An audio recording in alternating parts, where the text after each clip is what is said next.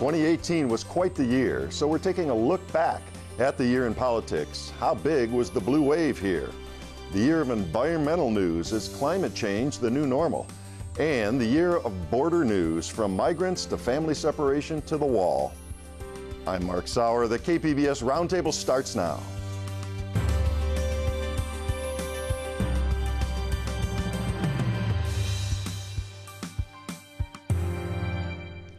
Welcome to our special year-end edition of the Roundtable. I'm Mark Sauer. Joining me, four KPBS reporters been covering politics, the environment, and immigration throughout the year. KPBS border reporter Gene Guerrero, Metro reporter Andrew Bowen, KPBS environment reporter Eric Anderson, and North County reporter Allison St. John. Well, it was a year of deadly, record-setting wildfires, hurricanes, and dire climate change warnings, clashes over asylum seekers at the border, and in politics, Democrats surfing a blue wave. We bid farewell today to 2018, but do we really? Lots to talk about, and let's start with the midterm elections. Andrew, big changes at San Diego City Hall. Remind us who's new and how party politics have changed locally. Yeah, there have been a number of big changes in the city of San Diego. So first of all, we've seen two incumbent city council members lose re-election. So that hasn't happened in a really long time. That's a pretty big deal. We also have now 6 Democrats on the council, and that means a couple of things. They could pursue their own policies independent of the mayor's office, and if he vetoes anything, they could override that veto with their 6 votes. They could also pursue tax measures, which sometimes need 6 votes on the city council just to get on the ballot. And then lastly, I think another big change is that we now have a new council president in Georgette Gomez. She's from District 9. She represents City Heights, parts of southeastern San Diego, and Mid-City. And she has really made clear that her agenda is equity. It's going to be based on lifting up these historically underserved neighborhoods, focusing more infrastructure, more economic opportunity in those places. And a majority of women as well, of course. Yeah. Chronic problems, we've talked about a lot on the show. Homelessness, the housing crisis remain, and we're going to get to Allison on the county with that. But those are going to be on the agenda again, of course, in San Diego. Absolutely. And housing isn't always a partisan issue in San Diego. You have Democrats and Republicans alike both supporting new development and sometimes opposing it. Where the partisan issue kind of comes into play is sometimes in terms of the mandates you place on private developers. So Democrats are sometimes more willing to require developers to include low-income housing on their projects on site. They also might be more willing to push forward tax measures, as I mentioned, new revenue for low-income housing. In the realm of homelessness, I think we have seen some dissent from some of the Democrats on the city council with regards to the mayor's approach. So he has these tent shelters in San Diego that are currently sheltering hundreds of San Diegans, but they're being funded with money that often would otherwise be going to affordable housing and more permanent solutions. So we've definitely heard a lot of grumblings from Democrats on the city council that they may not be willing to go along with that approach for very much longer. All right, and Allison, pick up that thread with the county. Some changes there as well, and a lot of similar issues facing. Well, I mean, I think one of the reasons that we have a housing crisis is because we have not built enough new housing.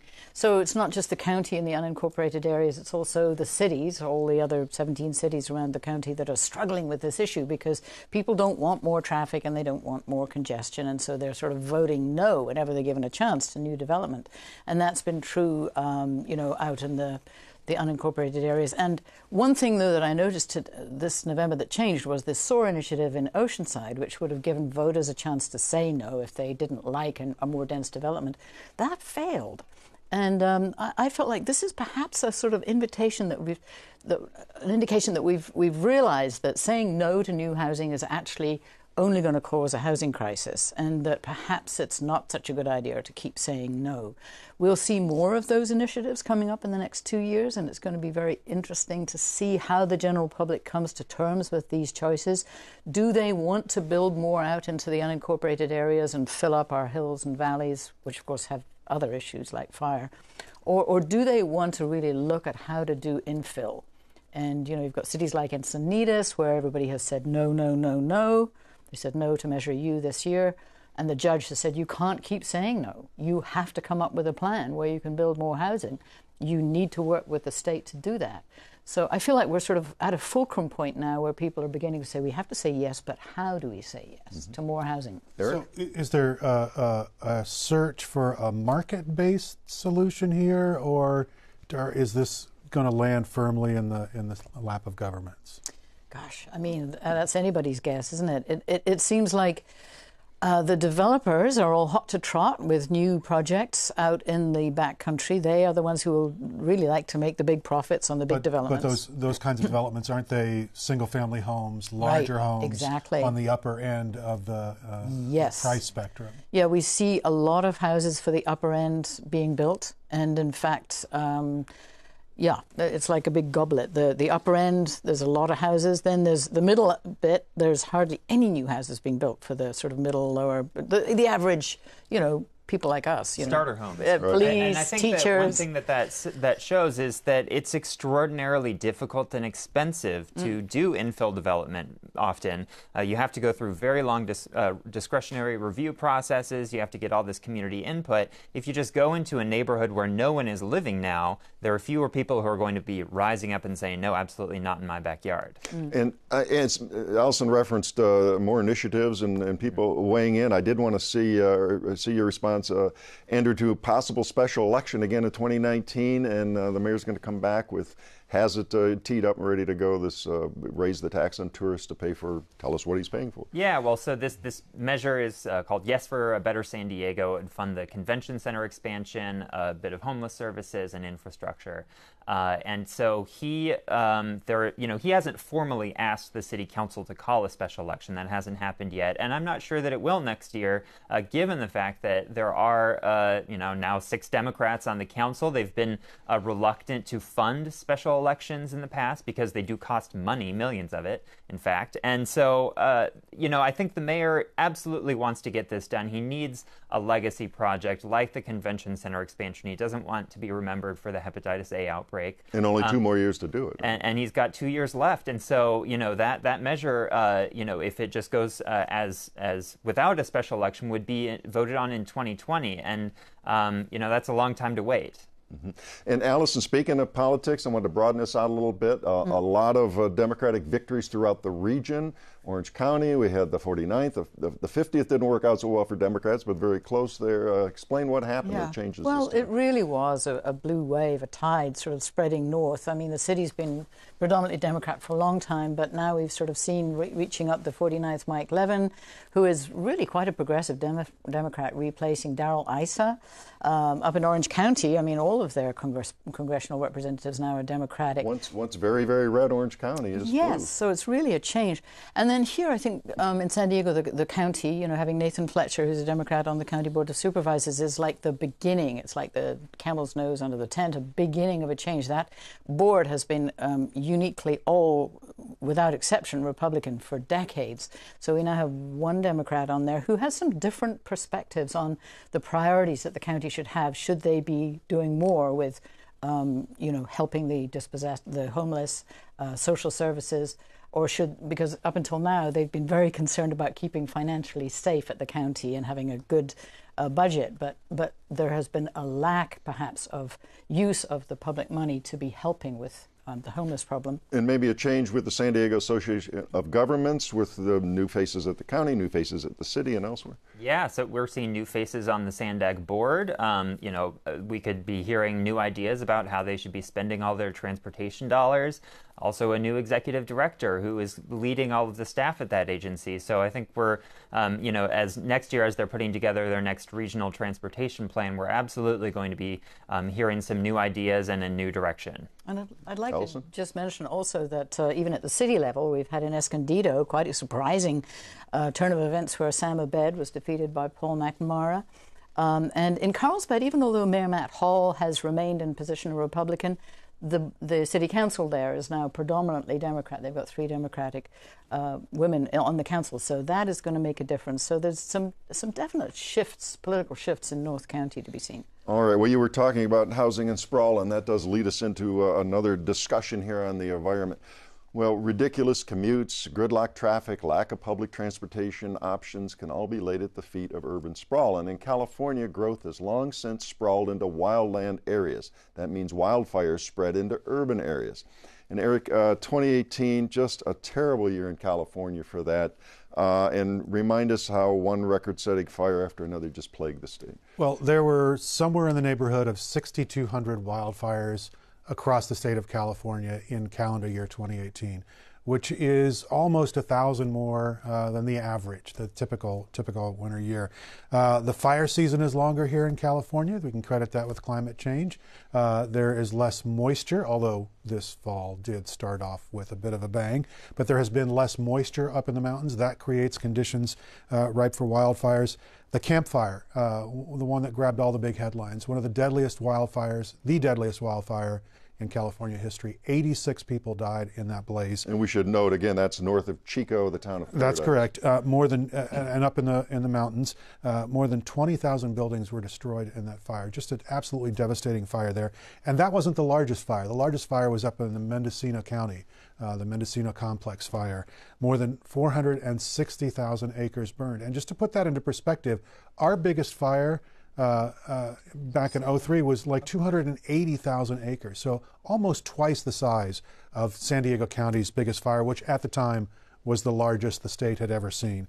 280 structures destroyed there, 1 death. And even here in San Diego County, we didn't have a destructive wildfire this year, but last year in December we did, the Lilac Fire, which burned 4,100 acres. It destroyed 157 structures and left people homeless. So all the signs are pointing toward the environmental conditions that are to blame for many of these, which are longer, hotter summers, drier conditions, and windier conditions, all those things that make wildfire such a dangerous year after year of drought. California.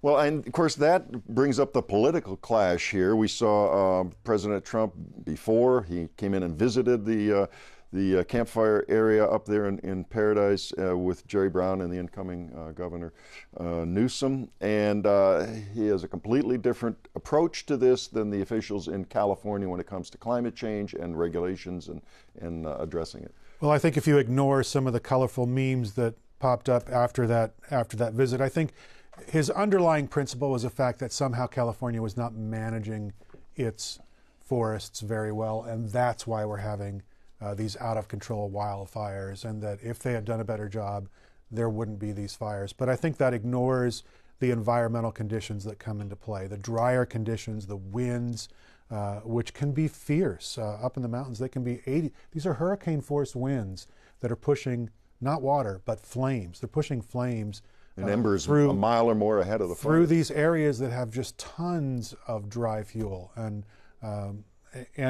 California has not been particularly strong in building structures designed to cope with that kind of wildfire environment. A trailer park, a mobile home may be a good housing option that's affordable, but when it comes to withstanding the fury of a wildfire, it's the wrong structure. Gene? What are some of the methods that are being discussed to mitigate the problem? I'm not sure that there's a lot that can be mitigated. If you're talking about a change in environmental conditions, those are things that you can't. Yeah, you can talk make about it defensible cooler. Spaces and you can building you can code do all those changes, things, and those are longstanding practices in California. But if you have 100 feet of defensible space around a home in the wildland-urban interface, 100 feet is nothing when you have an 80-mile-an-hour wind blowing the embers are moving a mile and a half too. And I think one a group that's kind of seized on that, the sort of lack of, what do you even do when you have these hurricane force winds bringing fires into our communities is the pro-housing movement in California, the Yes in My Backyard movement, saying, well, listen, we can't keep building in this wildland-urban interface. We need to do more infill development, and that's where we have to focus our housing growth. And the more that we shut out new homes in our cities and in the areas that are already disturbed, they've already disturbed the environment. It's where our infrastructure exists and where people are already living and where people are working. The more we shut out new growth there, the more we're going to be pushing growth into the backcountry, and that's where the wildfires are going to be happening. Well, I wanted to do a step back here because this was quite a year for dramatic, dire reports at the international level. The Trump administration's own agencies by law have to have a report that came out last month. They're ignoring that to a large degree, but the government itself is saying we have a short window here to do something about it. Stop burning fossil fuels and mitigate it in the universal The United Nations realm. report, I think, was most striking because it involved so many scientists from around the world who've been looking at this problem the last couple of years, and they presented their findings together, and the findings were overwhelmingly bad for us if things don't change. And change quickly. And change quickly. We were anticipating, many of the climate models look at three different scenarios, three different possible outcomes: an extreme outcome, a middle of the road outcome, and a minimal impact outcome. And I think many people in the science community who are studying this thing are starting to look at those projections, and they're saying, well, the minimal outcome, probably not even realistic. The medium ground outcome, also kind of on the fringe. What we're looking at is the severe impact, and that's something that'll happen in 10 years. If there's no change now, in 10 years, the situation could become even more dire than it is right now. And to give you an example, in San Diego County, say, for example, you live in El Cajon right now, and you're experiencing in the summer and in the fall, 10 or 20 or 30 days that are over 100 degrees warm. You can expect that to go up to 40 or 50 and maybe even 60 days where you're living in an environment that's over 100 or 110 degrees. And that has real world impacts, And elsewhere in the country, they're seeing these terrible hurricanes, these once in a century floods are happening over and over, 50-inch rainfalls, which you've seen in Texas. The hurricanes in the south were just devastating. All the signs are there. Right, exactly right. Yeah. I wanted to bring this around. We got a couple of minutes left on this topic to politics here. Democratic hopefuls are already starting to dip their toe in. They're in Iowa. The names are emerging here. Are we going to finally see climate change as a central plank of politicians and a strong national debate on that? Because a couple of Democrats have already signaled yes. I think I don't have a crystal ball into the future, and I can't see clearly what's going to happen. But I do sense that here in California, more politicians at the local level are beginning to acknowledge the fact that this is an issue that we have to deal with, and it's an issue that we have to deal with in practical terms, whether it's rising sea levels on a coastline, whether it's increasing temperatures in the East County. I think there's that acknowledgement. On a national level, my crystal ball can't see quite that far. Gene? It's interesting that people think that Governor Jerry Brown's move to have all new houses have solar panels is an extreme measure, whereas this seems like thank God, now we actually have something concrete that we are doing here in California that has so much sunshine. It's amazing, really, the amount of... Well, I think there are... Governor Brown is someone who definitely had this in mind. You heard this a lot from him when he was in office. Aggressive plan for the state. He's trying to get the state to be carbon neutral by 2045-ish. He wants to take more fossil fuel powered cars off the road, replace them with electric vehicles. He wants to make sure that the power that people use is renewable power. So there are things that carbon-friendly power, that there are things that are being done here in California that aren't necessarily being done elsewhere. And so I think there's a recognition. And I think we'll actually start to see it in our local coastal communities. They're all having to come up with local coastal plans to meet the Coastal Commission. And that requires us to really think carefully about what we do when the sea levels rise. Obviously, a big story we're going to continue to talk about into this coming year and moving into the election year. We are going to move on now. This is another huge event in 2018, refugees trekking a couple thousand miles to our southern border. And Gene, let's start there. This story has been so much in the news. What's the situation right now, the overview of what's happening with these folks in the latest caravan? Right, so this was the largest exodus of Central Americans that we've seen so far. President Trump characterizing them as criminals and as invaders, but really it's not a homogenous group. It's made up of people from different backgrounds, different motives for coming. And right now, there's about 3,000 of them still left in Tijuana. Most of them have gathered in a shelter about 30 minutes east of downtown, an old abandoned concert hall where they were put by the federal government. Some of these people are waiting to apply for asylum in the United States, and they've told me that they're willing to wait as long as it takes. There's a tattered notebook that has been improvised as a sort of wait list for getting in. And again, it can take weeks or months because of the backlog that we're seeing at the ports of entry. Some of them are crossing illegally. A minority of them who have come for economic reasons are crossing illegally and are being apprehended.